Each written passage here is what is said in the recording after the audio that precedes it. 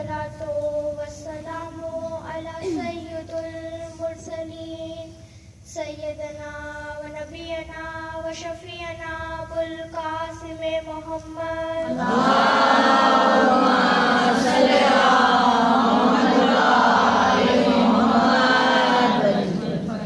दुरूद और सलाम नबी और उनके अहले बैत पे सल्लल्लाहु।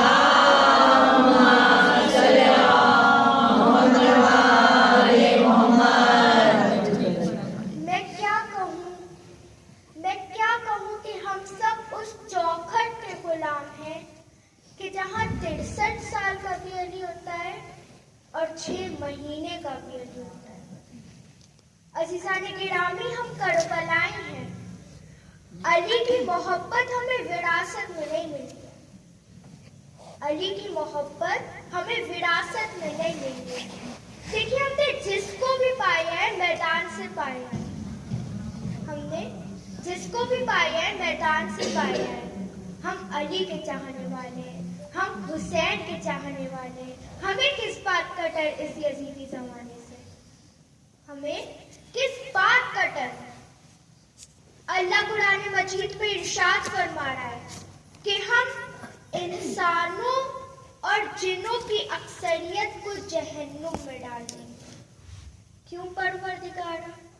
क्या कसूर है इनका? क्यों डाल देगा जहन्नुम में? आवाज आती है, इनके पास दिलो दिमाग है लेकिन ये इससे काम नहीं लेते। इनके पास आँख है मगर ये नहीं देखते। इनके पास कान है मगर ये नहीं सुनते। ये लोग जानवर से भी बदतर हैं। मैंने अर्ज किया, परवरदिगारा जानवर कह के रुक जाता, जानवर से भी बदतर क्यों? आवाज कुदरत आती है, इंसानों और जानवरों का मुकाबला करवा दो, तुम्हें खुद पता चल जाएगा कि जानवरों से भी बदतर क्यों। इसका आंसर तुम्हें खुद मिल जाएगा। जब मैंने इंसानों और जानवरों के बीच में मुकाबला करवाया तो मैंने जानवरों पे बहुत गौर किया, दोनों पे गौर किया। मैंने इंसानों पे भी गौर किया और जानवरों पे भी गौर किया। तो मुझे जानवरों की एक किस्म नजर आई जिसको आप लोग अरबी में को कहते हैं, उर्दू में बिच्छू कहते हैं और इंग्लिश में स्कॉर्पियो कहते हैं। इस जानवर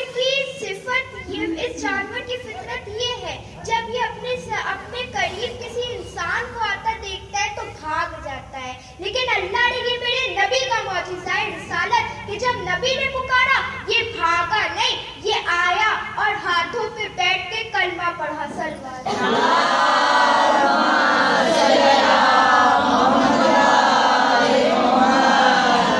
अल्लाह ने, ये मेरे नबी का मौजिज़ा है रिसालत, ये मेरे नबी का मौजिज़ा है रिसालत, कि जब नबी ने पुकारा ये भागा नहीं, चला आया। अल्लाह जाने ये लोग कितने बेगैरत हैं कि जब नबी पुकारे ये भागे नहीं। अरे 1400 बरस हो गए, मेरे नबी ने चीख कर कहा था, देखो मेरे अहले बैत की मिसाल कश्ती नूह की तरह है, कश्ती में आ जाओ, डूबोगे नहीं। अब जो कश्ती छोड़ के भाग रहा है, जानवर से बदतर हुआ कि नहीं?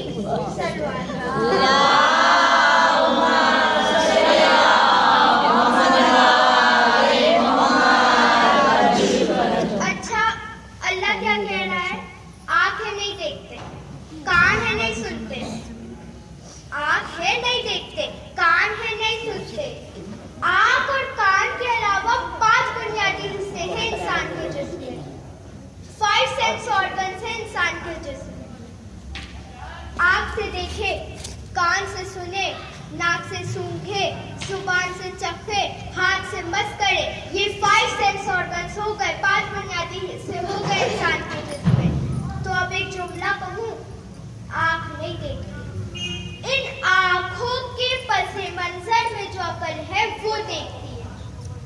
कान नहीं सुनते, इन कानों के पसे मंजर में जो अकल है वो सुनती है।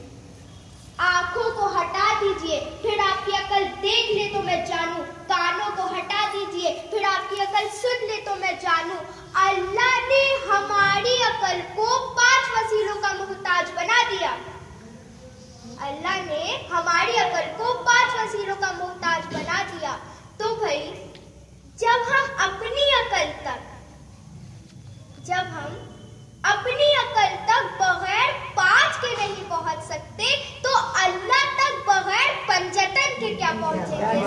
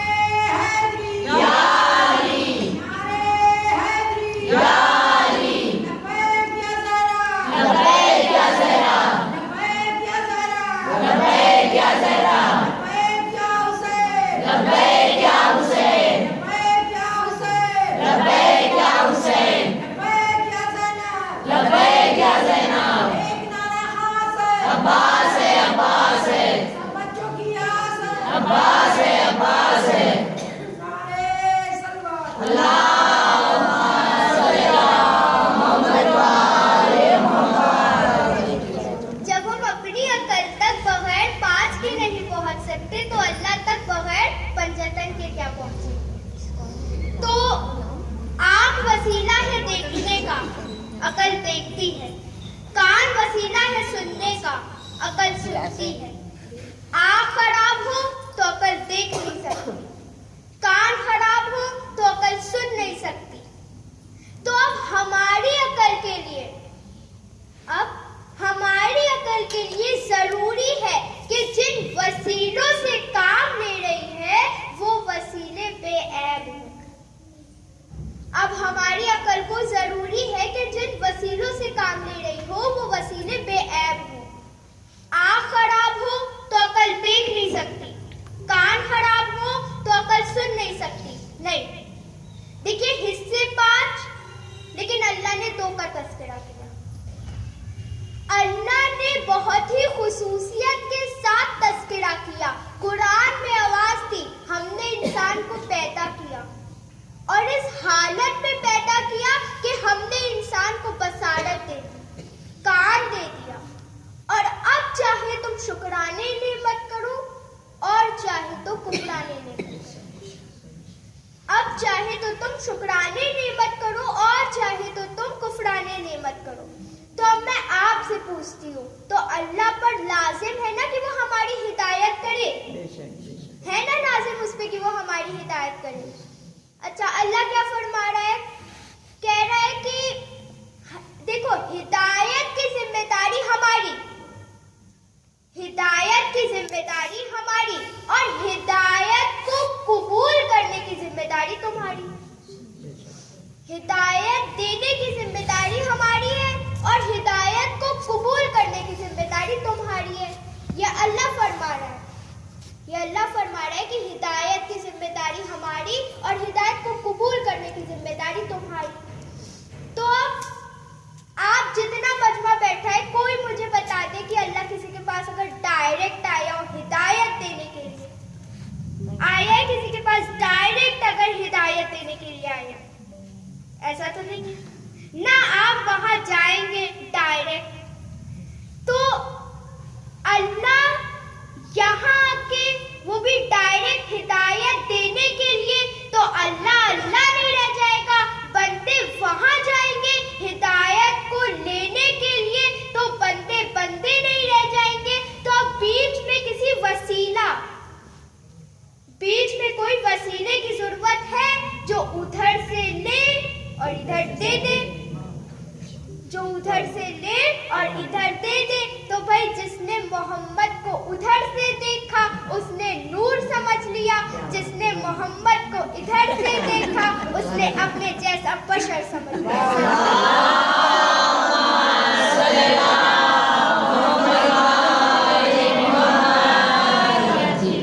जिसने मोहम्मद को उधर से देखा उसने नूर समझ लिया और जिसने मोहम्मद को इधर से देखा उसने अपने जैसा बशर समझ लिया।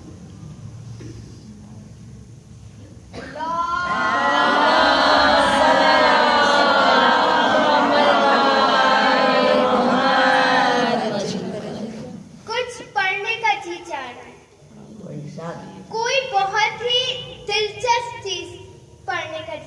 है जिसको आप भी सुन के बहुत खुश हो जाएंगे। चलिए पढ़ते हैं। इमाम जाफर सादिक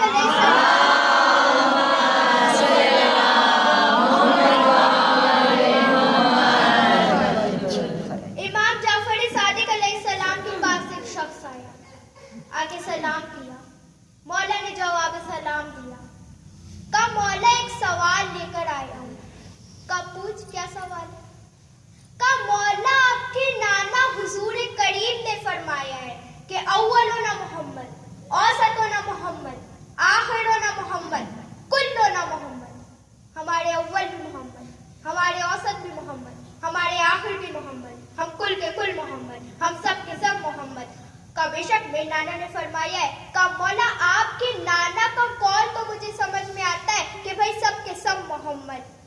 तो मैं आपके घराने में ये तो मान सकता हूँ कि भाई आप सबकी शराफत एक जैसी, आप सबकी दीनत एक जैसी, आप सबकी खिलकत एक जैसी, आप सबका नूर एक जैसा, आप सबका मकाम एक जैसा। लेकिन आप सबके चेहरे तो एक जैसे नहीं है, आप सबकी सूरतें तो एक जैसी नहीं है। फिर सबके सब मोहम्मद कैसे हो गए? सबके सब मोहम्मद कैसे हो गए? मौला ने एक मर्तबा उसे मुस्कुरा कर देखा और कहा ये बता वजू करके आया है या ऐसे ही आया है? कहा मौला वजू करके आया हूँ। जा नहर पे कुरान रखा है, कुरान लेकर आ जा। कुरान आया। का कुरान को खोल। कुरान को खोला। का क्या है? का मौला सूरह अलहम्द है। मौला ने कहा पेज पर लटक क्या है? का मौला सूरह बकरा है। मौला ने कहा पेज पर लटक क्या है? का मौला सूरह आली इमरान है। मौला ने कहा पेज पर लटक क्या है? का मौला सूरह मायदा है। मौला ने कहा पेज पर लटक क्या है? का मौला मुज़म्मिल है। का मौला मुदस्सिर है। का मौला वशम्स है। का मौला वल्लैल है। का मौला सूरह इखलास है। का मौला सूरह तौहीद है। का मौला सूरह यासीन है। का मौला सूरह बयास है। मौला ने उसे अलहम से लेकर वन्नास तक सारे सूरों के नाम गिनवा दिए। अब मौला ने कहा अब किताब को बंद कर दे, अब कुरान को बंद कर दे। किताब को बंद किया। अब क्या है? बहुत तवज्जो। का मौला कुरान है। का अजीब बंदा है। कभी अलहम्द कहता है, कभी बकरा कहता है, कभी मायदा कहता है, कभी कुरान कहता है। का मौला वजह ये है जब तक इन्हें अलग अलग करके देखा, कोई अलहम्द नजर आया, कोई बकरा नजर आया, कोई मायदा नजर आया। लेकिन जब ये सब एक जगह जमा हो गए तो कुरान नजर आया। का इसी तरह हमें अलग अलग करके देखेगा तो कोई अली नजर आएगा, कोई हसन नजर आएगा, कोई हुसैन नजर आएगा, कोई ज़ैनुल आबिदीन नजर आएगा, कोई जाफर सादिक नजर आएगा, कोई मोहम्मद बाकर नजर आएगा। लेकिन जब हम सब एक जगह जमा हो जाएंगे तो सबके सब मोहम्मद नजर आएंगे।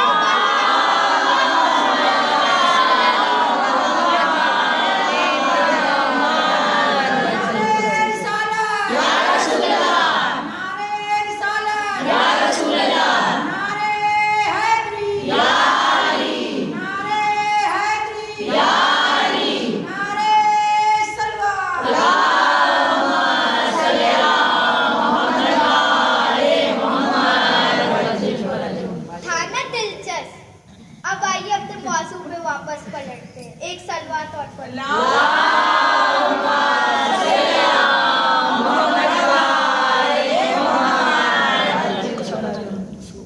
हिस्से 5, लेकिन अल्लाह ने 2 का तज़किरा किया। बहुत ही खुसूसियत के साथ तज़किरा किया। कुरान में आवाज थी हमने इंसान को पैदा किया। भाई जब हम इंसान इस दुनिया में आए तो 2 ऐब लेके आए हैं। जब हम इंसान इस दुनिया में आए हैं तो 2 ऐब लेके आए हैं। एक ऐब है जहालत का और एक ऐब है कमजोरी का। एक ऐब है जहालत का और एक ऐब है कमजोरी का। तो अब जब हम इस दुनिया में आए हमने दर्सगाहों से दर्स लिया, हमने बहुत कुछ कर डाला। हमने सबमरीन बना ली, हमने शिप बना ली। कोई ऑर्गेनिक केमिस्ट्री पढ़ के साइंटिस्ट बन गया, ड्रग्स बनाने लगा। कोई पढ़ लिख के कनाडा पहुंच गया और बहुत सी इसी तरह। और आए थे हम जाहिल कमजोर। अब हम हवा में चले गए, चांद पे चले गए, माउंटेन्स पे चले गए और आए थे हम कमजोर जाहिल। तो अब जरा ये बताइए चाहिए कि जो चला ही इल्म से हो, जो चला ही ताकत से हो। एक जुमला याद रखना, अगर इल्म देखना हो तो आगोश मोहम्मद में कुरान पढ़ते देख लेना, और अगर ताकत देखनी हो तो झूले में सांप के कल्ले में हाथ डाल के चीरते हुए देख लेना।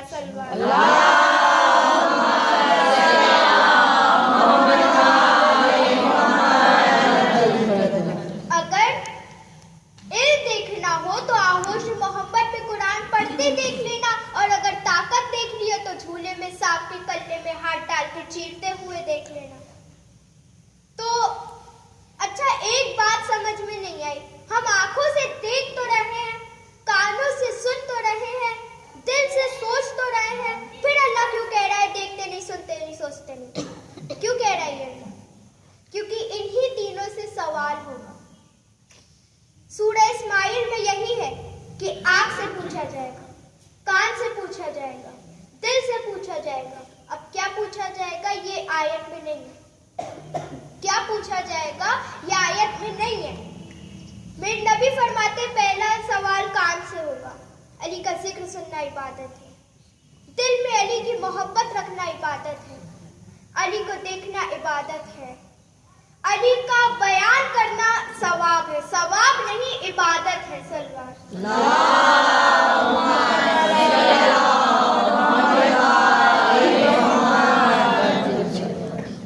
भाई अल्लाह क्या है? अल्लाह क्या है? अल्लाह कौन है? का जो मुर्दा जिलाए, जो मुर्दे को जिंदा करता है, जो सूरज निकालता है, जो सूरज को डुबोता है। इसमें कमाल की क्या बात है? क्या है इसमें कमाल? भाई वो तो अल्लाह है, उसी तो ये सब करना ही है, उसका तो काम ही यही है।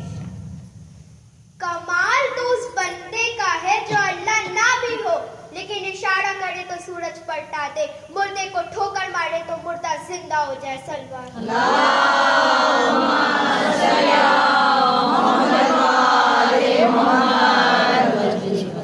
जो काम सारे अंबिया अपने जुबान से करते हैं, अकेला अली वो काम अपने चेहरे से करता है।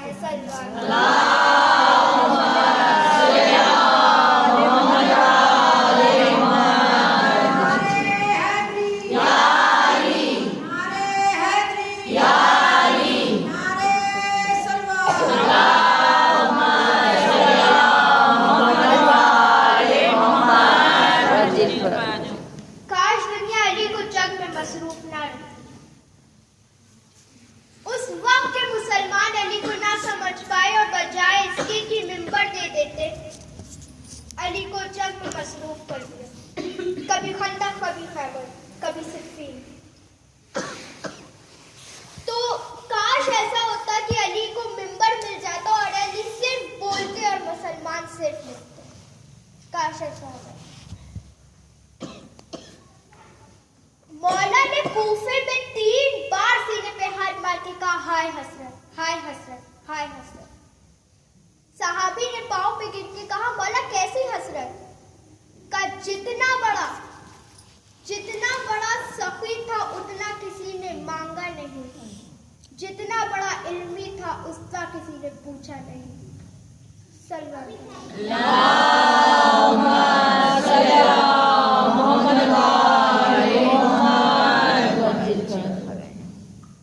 अभी जो आपने सलवात पढ़ी तो वो इमाम की खुशनूदी में पढ़ी।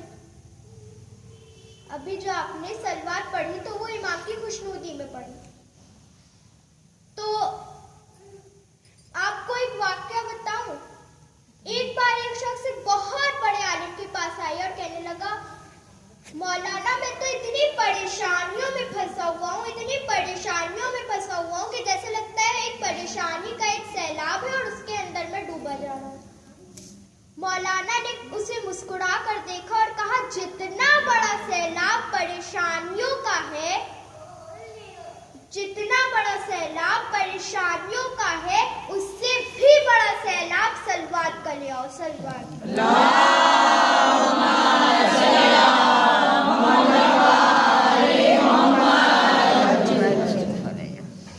जितना बड़ा सैलाब परेशानियों का है, उससे भी बड़ा सैलाब सलवात का ले आओ।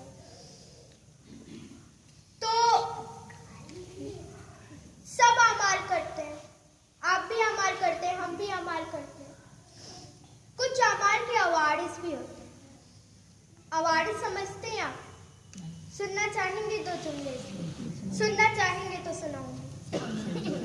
आवारिस मतलब जैसे आपने कोई दवा खा ली, आपको साइड इफेक्ट हो गया, तो इसी साइड इफेक्ट को अरबी में कहते हैं अवारिस।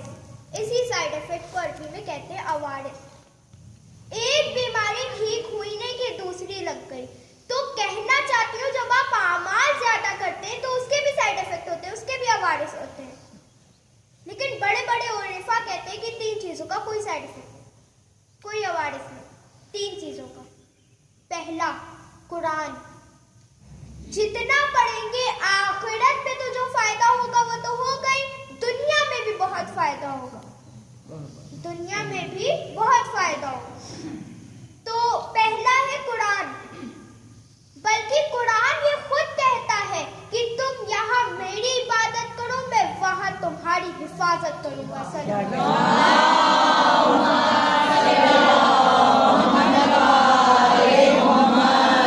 दूसरा है सलवात।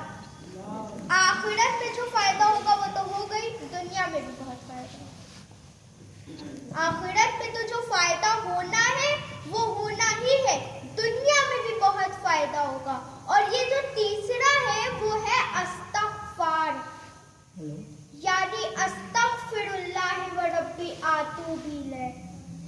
अस्तगफार, इसको जितना पढ़ेंगे, मौला फरमाते हैं इसे जितना पढ़ोगे आखिरत में तो जो फायदा होगा वो तो हो गई, दुनिया में भी बहुत फायदा होगा, दुनिया में भी बहुत फायदा होगा। तो ये 3 अमल उलेमाओं ने कहा है कि पहला है कुरान करीम, दूसरा है सलवात और तीसरा है अस्तगफार। तीसरा है अस्तगफार। तो ये हमें बहुत करना चाहिए। जो आखिरत में जो हमें फायदा मिलना है वो मिलेगा और दुनिया में भी बहुत फायदा मिलेगा, दुनिया में भी बहुत फायदा मिलेगा। तो अब अभी भी वक्त है, हमें तौबा कर लेनी चाहिए। ये घराना बड़ा बख्शने वाला घराना है। ये वो घराना है जिसने दुश्मनों को भी गले से लगाया। हम उस अली के चाहने वाले हैं जिसने अपने कातिल को भी दूध का प्याला बढ़ाया। हम उस हुसैन के चाहने वाले जिसने यजीदी फौज को पानी पिलाया, जिसने यजीदी फौज को पानी पिलाया। अजीजाने गिरामी, आज तो जख्मों का कफन पहनने वाला हुसैन भी आया होगा। जरा दिल के कानों से सुनिए, शायद आवाज आ जाए, अम्मा अम्मा अम्मा। आज मसाइब बीबी फातिमा के है ना। हाय नबी की बेटी घर से निकली, बड़े दरबार में गई। सहरा बड़ी देर तक दरबार में खड़ी रही। जब पलट के आई है ना तो सहरा सिसकियों से रो रही।